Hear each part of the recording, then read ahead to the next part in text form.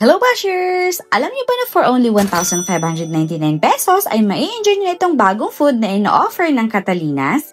So, this is the salo-salo set of Catalina. So, meron Java rice, merong boneless chicken, pork liempo, and salted egg. So, meron na rin itong kasamang sili, kamatis, at kalamansi para naman sa sauce nila. So, this is good for barkada talaga or family. Ang laki ng serving. Yes, you heard it right. And grabe ha, sulit na sulit siya for me. The boneless chicken is very tender and also the pork liempo. Juicy and yung lasa, nood talaga sa loob. We also tried the sinigang na hipon and winner to, promise. Generous serving plus ang lalaki pa ng proud. Pinoy favorites na mas pina-level up sa lasa. They also have special halo-halo na talagang special siya for me. Balance ang tamis, hindi marami ingredients, and for me, hindi nakakaumay at perfect ang timpla. So ayun guys, kung naghahanap kayo ng bagong food trip spot, check out nyo na agad ang Catalinas Bake Shop sa Rizal Avenue Extension dahil starting today, September 1, available na ang kanilang bagong salo-salo set na perfect pang barkada at pang pamilya. Promise, sulit at super Pinoy ang experience. Don't forget to like, share, and follow para sa mga next food trip spots sa Palawan. Yun lang, bye!